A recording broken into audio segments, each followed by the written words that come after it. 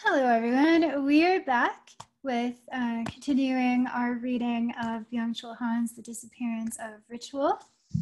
So we are going to start maybe repeating a few lines on page 5.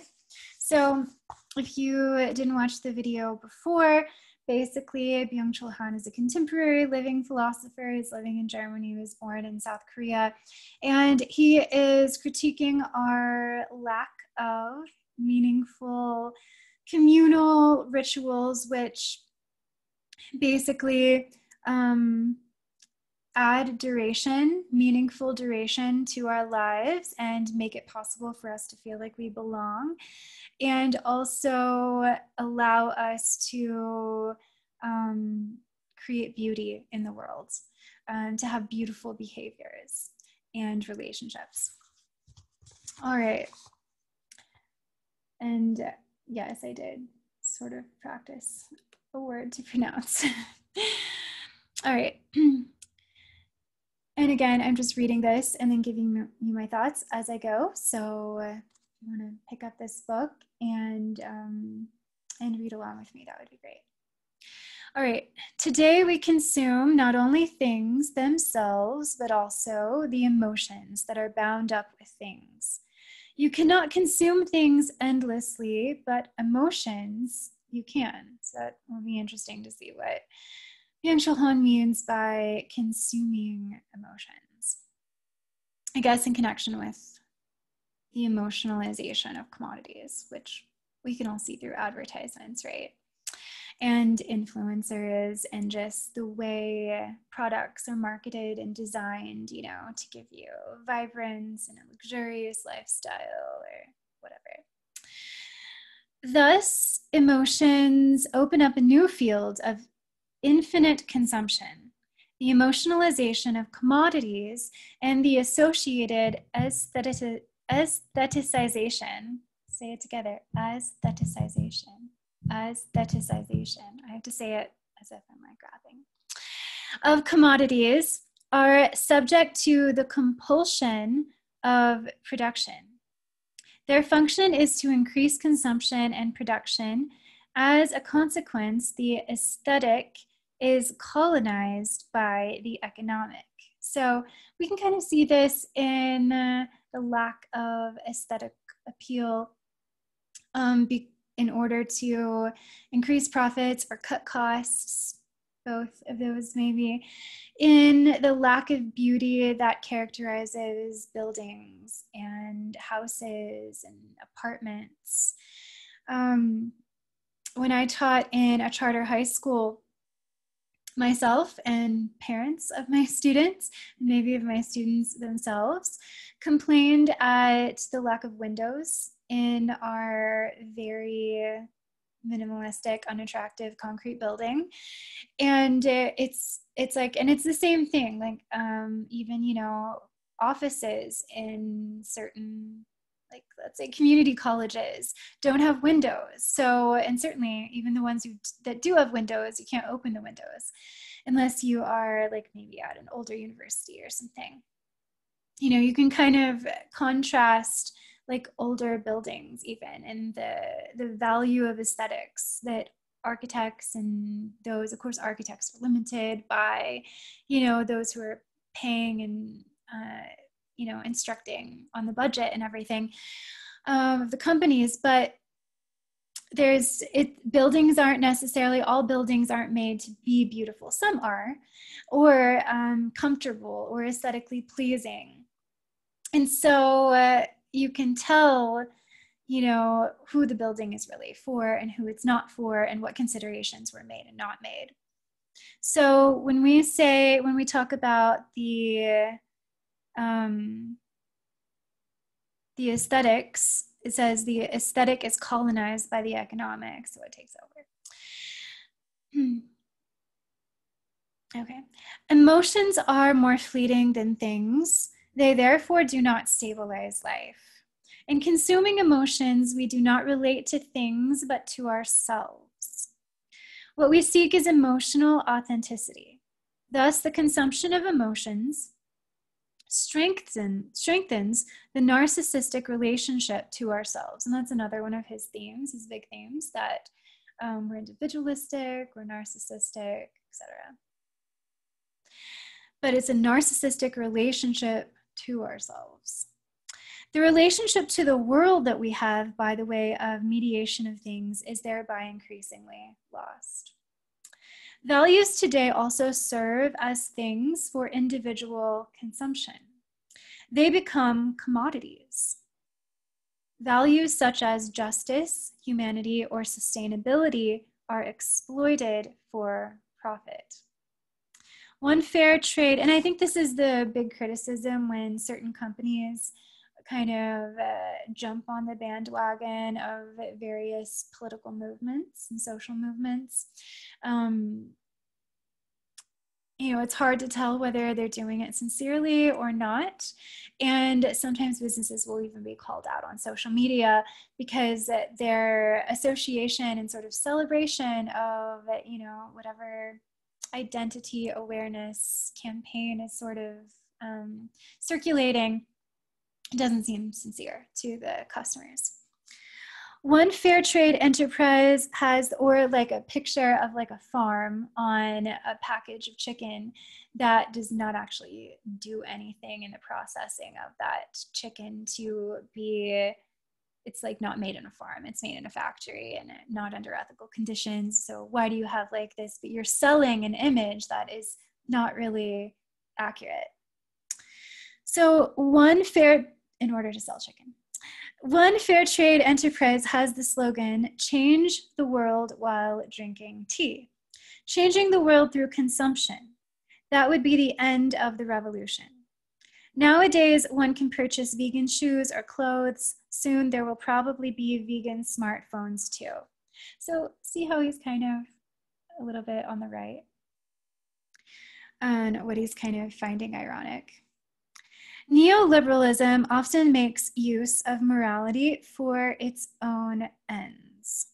Moral values are consumed as marks of distinction. They're credited to the ego account, appreciating the value of self. They increase our narcissistic self-respect.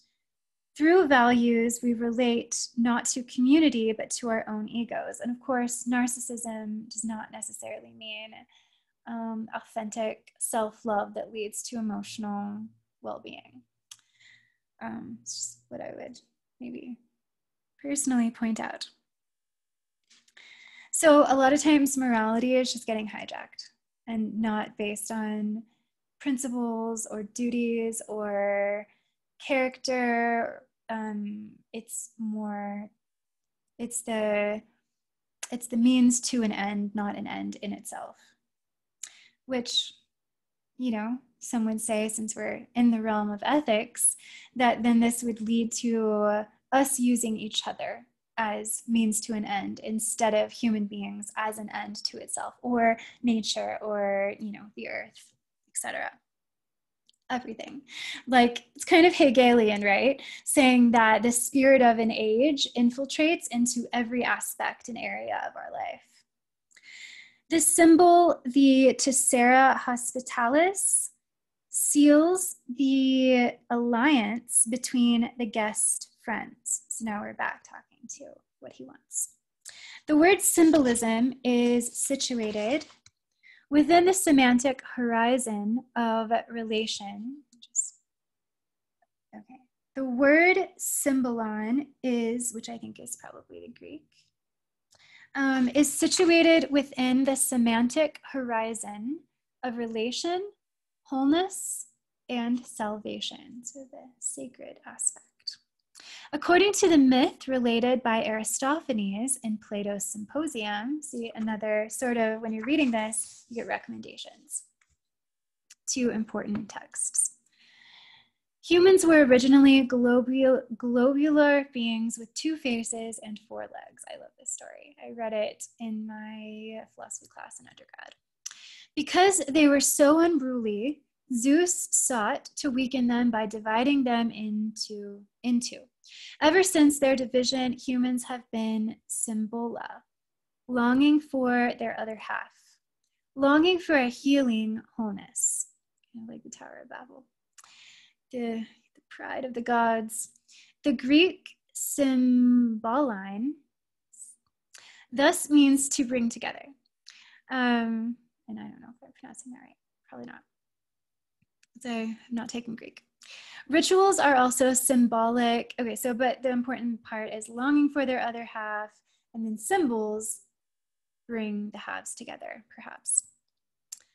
Rituals are also symbolic practices, practices of symboline, in the sense that they bring people together and create an alliance, a wholeness, and a community. So everyone kind of working together instead of just for themselves, trying to, you know, get that mansion in the sky or something, or Laguna Hills, wherever. Symbolism as a medium of community is gradually disappearing. Desymbolization and de-ritualization condition one another.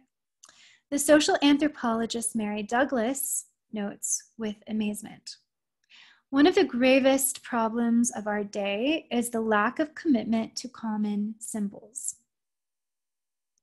If it were merely a matter of our fragmentation into small groups, each committed to its proper symbolic forms, the case would be simple to understand. But more mysterious is a widespread, explicit rejection of rituals as such. Are we rejecting rituals, and how? Ritual has become a bad word, signifying empty conformity. And there you have sort of the traditional, I would say leftist, liberal, progressive kind of criticism of whatever is reified. We are witnessing a revolt against formalism, even against form. So everything's free. The disappearance of symbols, so end quote, the disappearance of symbols points toward the increasing atomization of society. And this is another theme and another sort of rhetoric that Byung-Chul likes. At the same time, society is becoming increasingly narcissistic. The narcissistic process of internalization develops, and we can kind of see this in negative comments on social media. Whenever someone is critiquing someone else just for being themselves, like let's say, I wonder if I can give an example of something very general. Okay, not everyone might know who Renee Amberg is, but she is an influencer, and she has a YouTube channel about lifestyle and other things. So yeah, basically. And so she has recently, at the time of this video, has taken a break, and she talks about how she's going to move to, I think she was living in New York, and she moved back to Florida, which is her home state, and now she's going to move back to New York. And people were criticizing, saying, they're making comments in on the channel on that video, her like goodbye for now video, while she figures things out. They were saying, well, why are you going back to New York? You just seem lost. I can't follow you anymore because you're not consistent. You don't know what you want. And it's narcissistic, because people who say things like that are triggered by someone else's personal choices. And also, watching YouTube is free. Maybe you have to watch some ads, but it's free. So can we really be that demanding? But we're narcissistic, so we are that demanding. And we are criticizing that they are not, whoever we're criticizing, they're not following our path, thinking that our path is right, really not really thinking about it, but that's what is implied. So it's interesting to see, try to look for examples of narcissism in our society and see if you agree or not. But I think that would be an example. So the narcissistic process of internalization develops an aversion to form. Objective forms are avoided in favor of subjective states. Rituals evade narcissistic interiority. And that's interesting. It reminds me of Hegel, because I just finished The Philosophy of Mind. And I'm still thinking if I have anything to say about it that hasn't like already generally been said on the internet, because I don't feel like I should repeat if there are better videos about him out there. You know, so Hegel, who is a German philosopher, has this idea of the progression of humanity and individuals going from a subjective kind of mentality where everything is kind of internalized and feels like, you know, everything is emanating from the self and the world is being created by the self, to objectifying values and kind of relating the external to the internal, but solely focusing on the external. And then kind of a meshing of the two and a more like balanced understanding in like the most evolved and enlightened state of the subjective and objective. So not solely either one. So just wonder what Byung-Chul Han would think of that if he's criticizing this emphasis in the subjective. Like neither complete subjectivity or complete objectivity is probably desired, and that would be also Hegelian, I think. Okay, so rituals evade narcissistic interiority, because you can't be narcissistic, because you don't always in a ritual decide completely what role you're going to play. Thinking about, again, like maybe pagan rituals, thinking about, okay, so you don't always get to decide the role that you are playing. So in pagan thought, there's this idea of going through the life stages. And so you are, you know, when you're younger, although this gets a little more complicated and I'll get into that. But let's just say on one level, when you're younger, you're the maiden, and then you grow into a mother, whether that's having your own children or mothering to, you know, your college students or your pets or your plants, etc. You're taking care of things, you're kind of sacrificing, you're working hard for something else. And then you get into, I think this is called the triple goddess, the seasons of the goddess, but some feminists have, or theorists or spiritualists have added a kind of a category between mother and what would be crone. And I think it's called I think it's called the Maga. So kind of like the Magi, like the wise woman, where you are enjoying your wisdom, but then also like tending to the harvest that you've planted. And then you get to be the crone. But we can all have at any age crone energy or mother energy or maiden energy or Maga energy.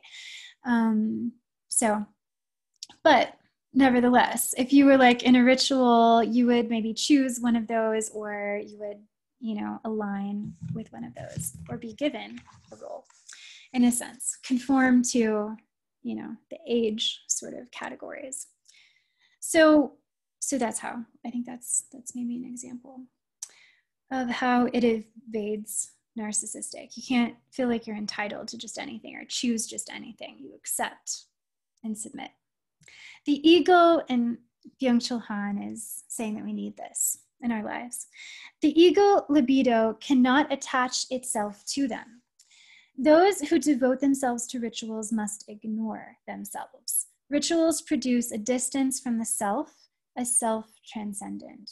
It's a really good, it would be really beneficial if you could, as you're reading this, and as I'm reading this to you, perhaps if you're going to be listening through the series, to think about, you know, if you were a college student, or been to college, or if you're just well-read or just know about things of our world and history, to think about maybe a certain culture and their rituals and how this might or might not apply to those. Rituals produce a distance from the self, a self-transcendence. They de-psychologize and de-internalize those enacting them. Symbolic perception is gradually being replaced by a serial perception that is incapable of producing the experience of duration. So we're kind of repeating some ideas here. Serial perception, the constant registering of the new, does not linger. Rather, it rushes from one piece of information to the next, from one experience to the next, from one sensation to the next, without ever coming to closure. So we're not stopping and smelling the roses, maybe. Watching film series is so popular today because they conform to the habit of serial perception.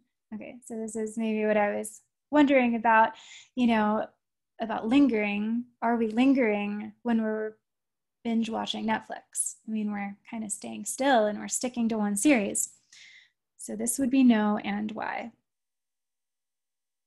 Rather, it rushes from one piece of information to the next, from one experience to the next, from one sensation. Oh, sorry, lost my place.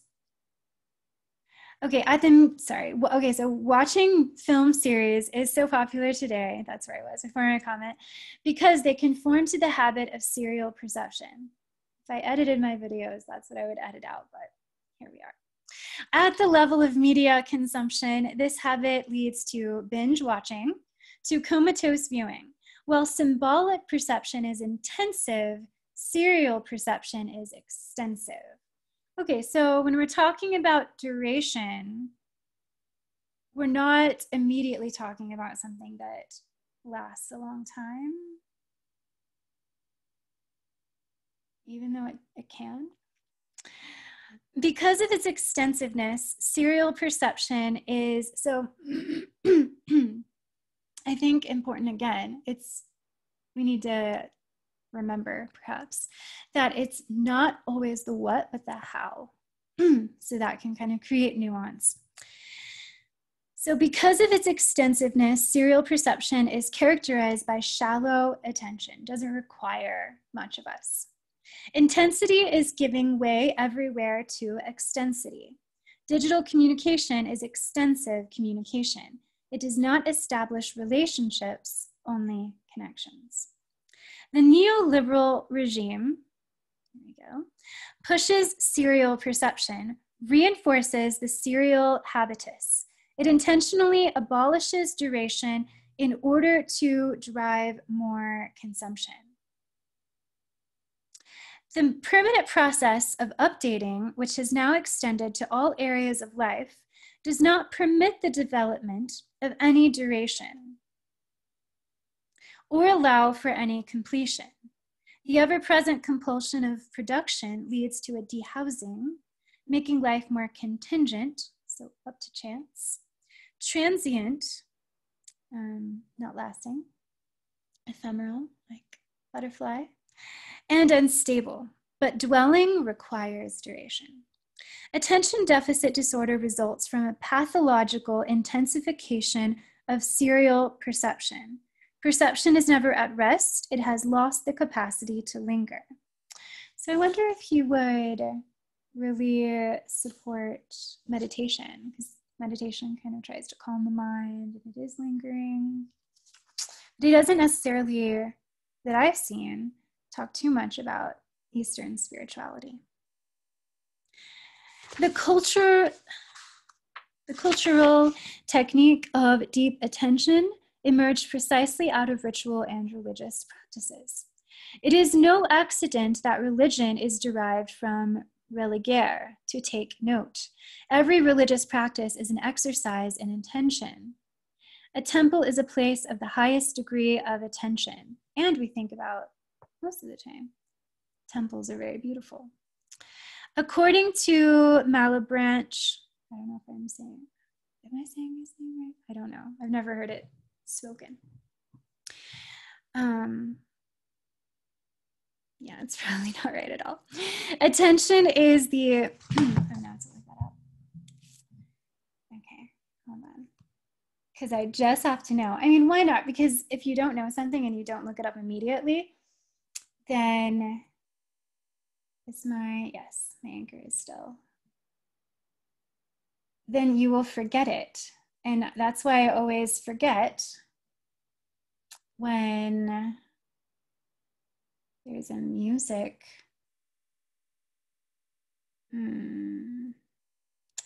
What is there's a music band also.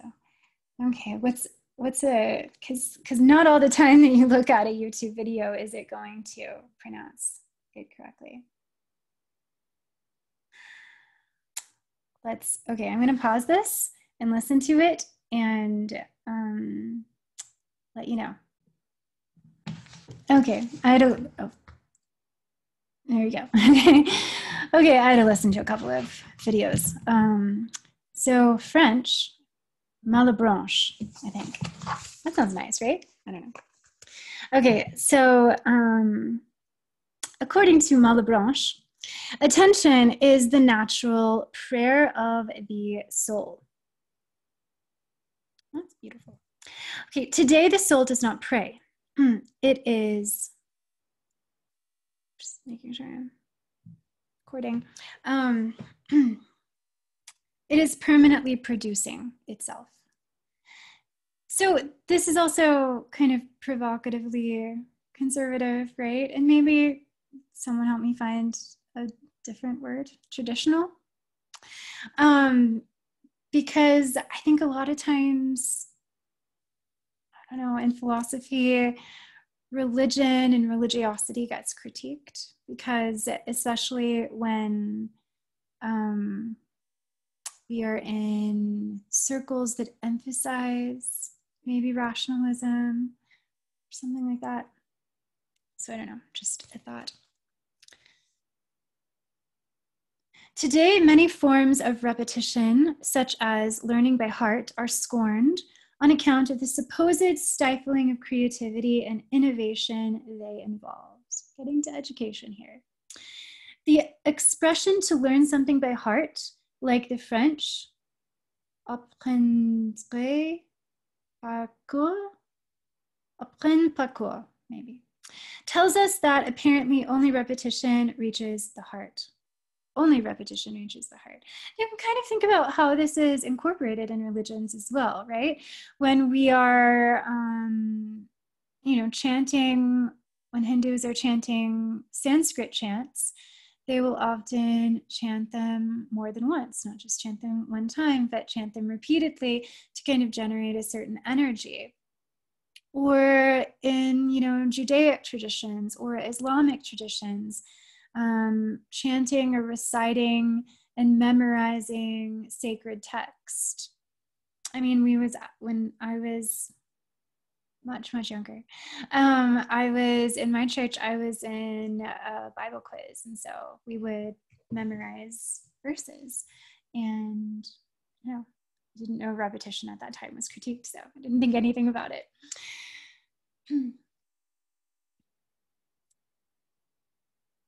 In the face of increasing rates of attention deficit disorder, the introduction of ritual studies as a school subject has recently been advocated as a means of reviving the exercise of ritual repetition as a cultural technique. Repetition stabilizes and deepens attention. Rituals are characterized, and it also creates beauty as well, right? Because I think that maybe you've known someone who does this, or I think we've all read classical literature where the characters will just spontaneously quote Shakespeare or, a certain poet or a poem or, something like that. And it's so lovely. It's like, I don't think a lot of people do that today. I would love to be able to just quote various, I read a lot, but I don't memorize it. And so I would love to be able to recall something that, Nietzsche has said word for word and let that be a part of the conversation. I think it would be so beautiful and enlightening. So another way that ritual is in repetition, in ritual is connected with beauty. I really like that theme. Okay, I have to keep finding my place. Rituals are characterized by repetition.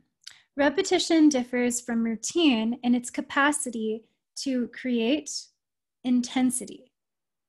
Okay, so here we go. Here's another sort of response to my question, which in that question I was conflating routines with repetition, which he is differentiating between. So it's a routine, you have routines of brushing your teeth, but it's not necessarily the kind of repetition that he's talking about, even though it is literally repeating. What is the origin of the intensity that characterizes repetition and protects it from becoming routine? For Kierkegaard, repetition, so another philosopher that it would be good to read, repetition and recollection represent the same movement, but in opposite directions. Because what is recollected has already been and is thus repeated backwards, whether genuine repetition is recollected forwards. Repetition as a form of recognition is therefore a form of completion. Past and present are brought together into a living present. So, yeah, that makes sense. I mean, when we're brushing our teeth, like this morning, we didn't necessarily think about like the past brushing of teeth. We don't really think about it. It doesn't coalesce, you know? We don't think about how we'll brush our teeth later or the next day. So there's not really the intimate relationship in routine, perhaps. And a lot of times we despise routine, right? Maybe.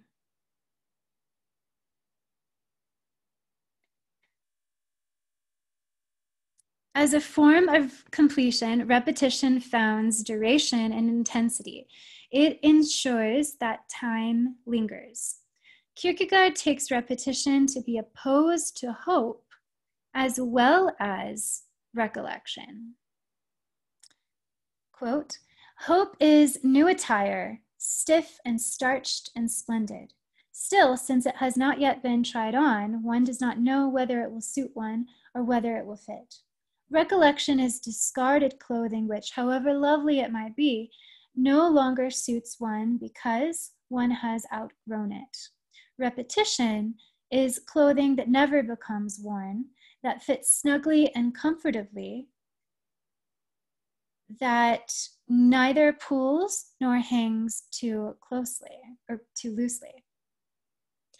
It is, Kierkegaard writes, only the new of which one tires. One never tires of the old. That's an interesting idea, right?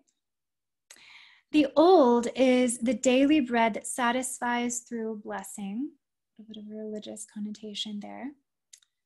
It brings happiness, and only a person who does not delude himself that repetition ought to be something new, for then he tires of it, is genuinely happy.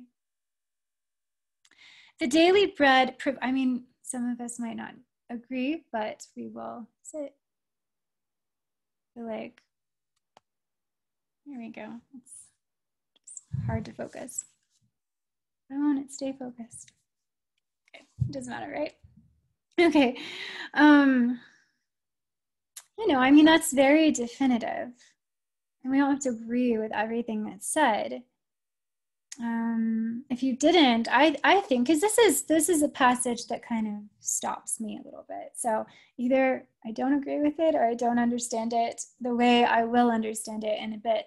But anyway, it would be a good place if you were a college student writing a paper and you had to do some textual interpretation and write on a quote or a theme.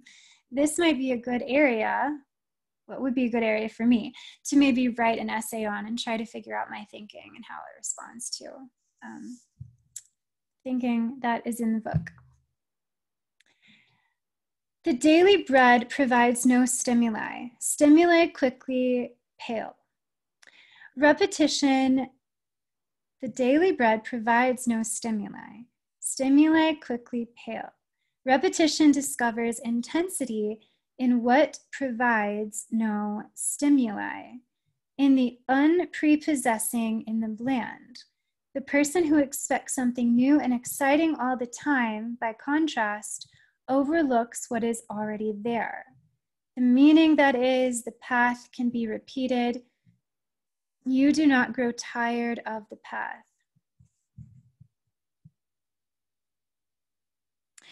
It seems like to me, and this is where I think I'm getting stuck, it seems like to me that if you have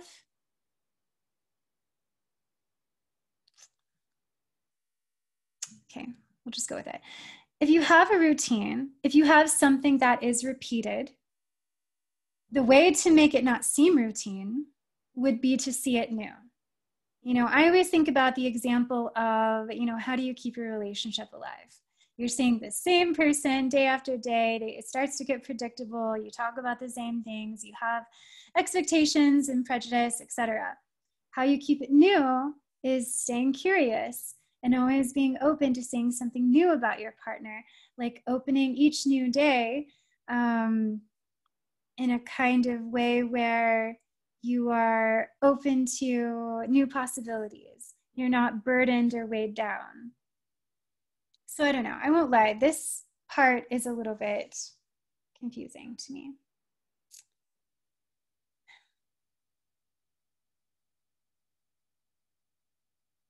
Okay. And here's another quote. I can only repeat something altogether uneventful that was yet accompanied by something in the corner of my eyes that pleased me, the light of the day or the dusk. Even a sunset is already event-like and unrepeatable. I cannot even repeat a particular light or a dusk, but only a path, and must be prepared for all the stones on it, even the new ones. End quote. Chasing new stimuli, excitement, and experience, we lose the capacity for repetition. So, trying to get a handle on the argument, where the argument's going, Byung-Chul Han is saying, I might be confused about what Kierkegaard is trying to say and how that relates to what Byung is thinking about it. Sometimes it's difficult for me to understand if Chul Han is agreeing with what he's just quoted, or if he's not super clear. So Byung-Chul Han is saying that we're always getting something new, thinking about like technology, updating, or the internet, websites, we're always coming to new and new information, or they're new, or think about how things change really quickly, right? Like using TikTok and what is it called? Like songs that are on trend that content producers need to attach on. That's why you can scroll through, you know, your Instagram reels or TikTok or whatever it is, and anything like that. And you're seeing different people repeat the same, that is repetition now. It changes, but it repeats almost infinitively before the change.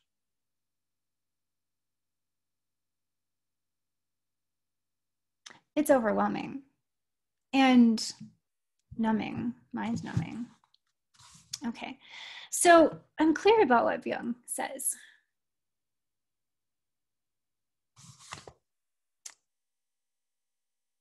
Because he uses, okay, so this is my confusion. I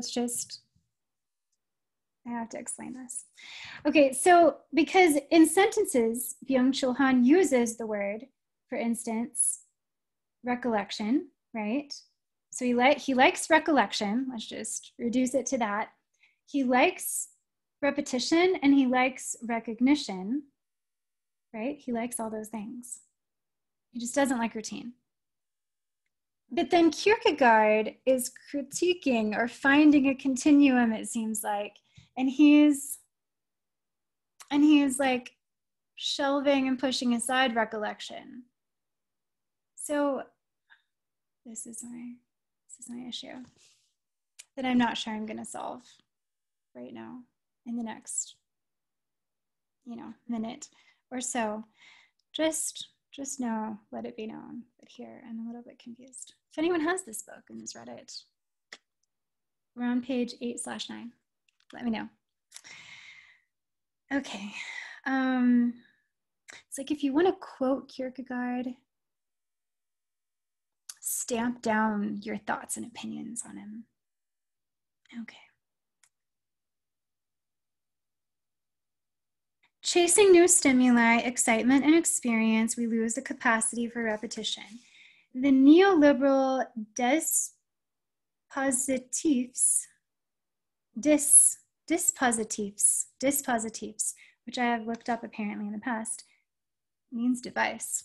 The neoliberal device of authenticity, innovation, and creativity involve a permanent compulsion to seek the new, but they ultimately only produce variations of the same. Okay, so it's kind of a juxtaposition there. Even though it's new, even though it's renewing, it's kind of numbing because it's the same. It's just a different, it's the same new. Like, even though it's a different TikTok song, it's still another trending song. Right? But they ultimately only produce variations of the same. The old, what once was and what follows for a fulfilling repetition, is expunged because it opposes the logic of intensification that pertains to production. The old, what once was, and what allows for a fulfilling repetition is expunged because it opposes the logic of intensification. I'm sorry, I just couldn't help but think,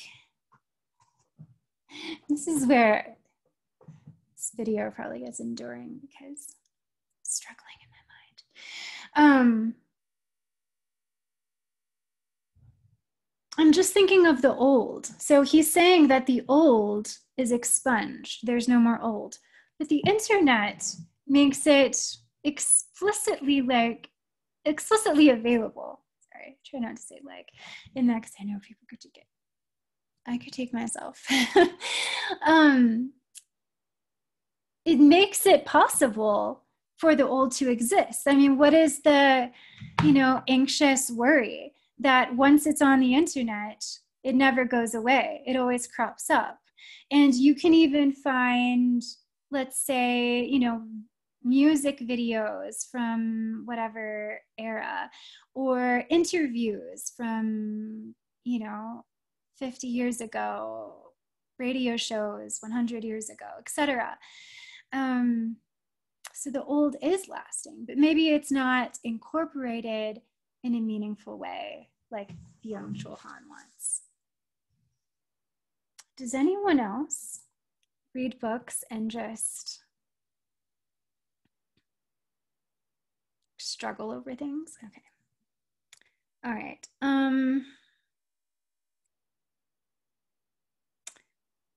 mean, this is what a cold rereading is.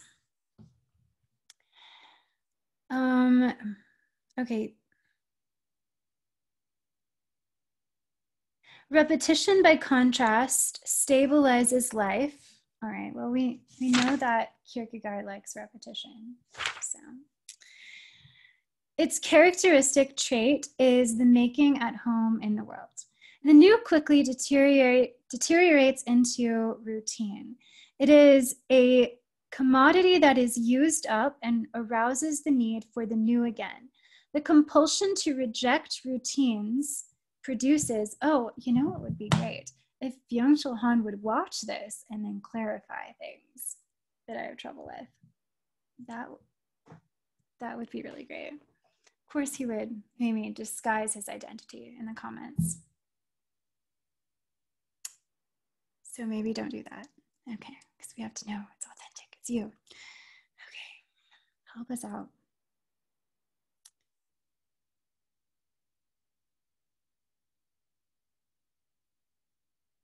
It does not allow for a fulfilling repetition. So the repetition needs to be fulfilling. The compulsion of production as the compulsion to seek the new only gets us deeper into the quagmire of routine. What a great word. In order to escape routine, to escape emptiness, we consume ever more new things, new stimuli and experiences. It is precisely the feeling of emptiness which spurs communication and consumption. It's interesting.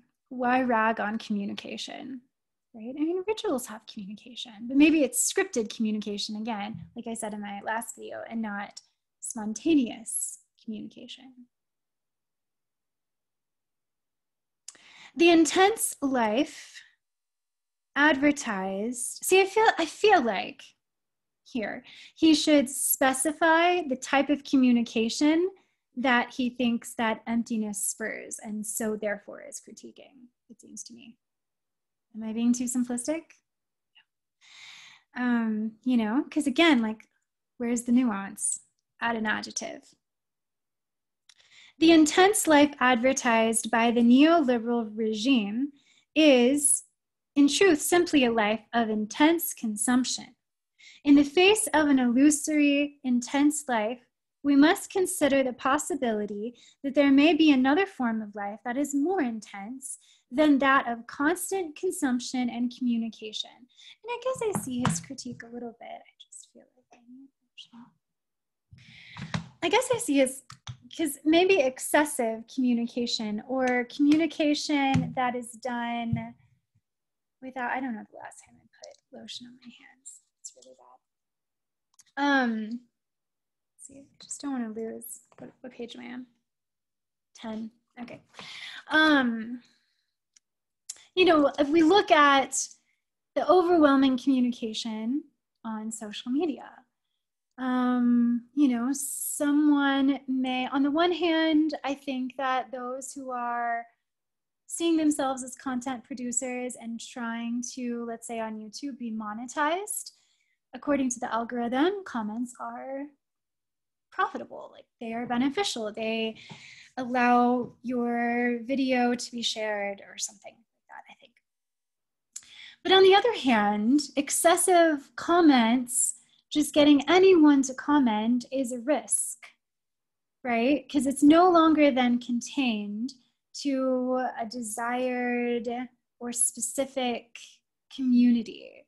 And I'm thinking, for instance, like maybe for, just like again, I remember when I was first teaching, when I was in my early 20s, mid-20s, and in one of my classroom observations, I got 2 pieces of advice from a wonderful, fabulous chair of the department.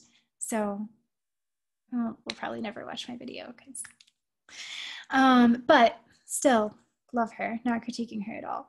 Just think her advice is interesting. She said, you say too much, filler words, just be silent, which I think is good advice. And 2, invest in a blazer. So I think both are good advices, and both are still needed for me. So what was I saying now? Can't remember.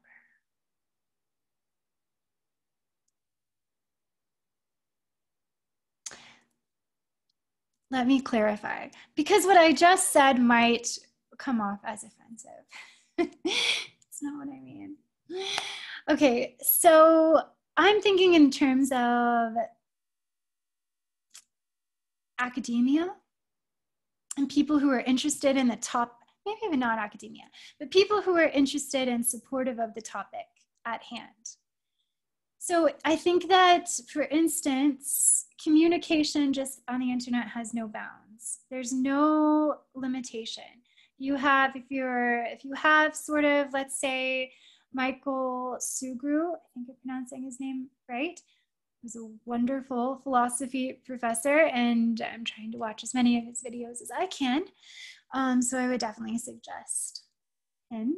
Most of the comments are of his videos, and he on his channel, he has new videos, but he has a lot of the most popular ones, I think, are the ones where he was a lecturer in like the 90s. And most of the comments are, you know, serious and helpful. But then, you know, sometimes you have comments of people who, I don't know how they found the video.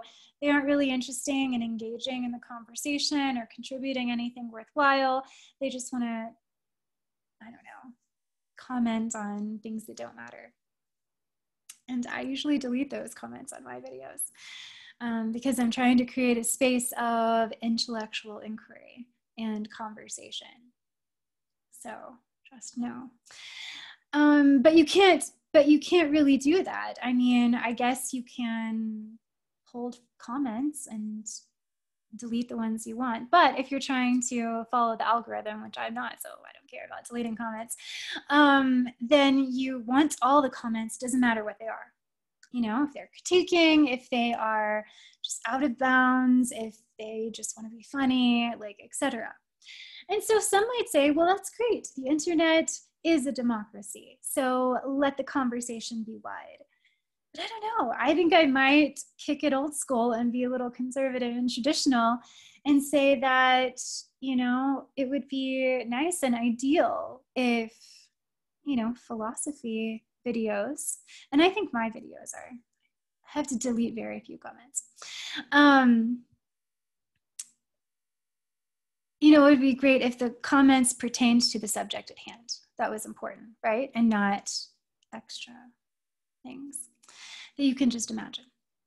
I mean, I don't need to tell you, everyone's on the internet. You see the diversity of comments. And I don't mean opinions. I don't mean disagreeing, but comments that are not even talking about what's being discussed. So, you know, we get a little platonic, I realize. But Byung-Chul Han, in his later days at least, is platonic. Okay, so we're at 56 minutes. My hands are fully moisturized for months out of this month. Let's see, we were on page 10. Let's see if there's a good wrapping up. Don't know where I was.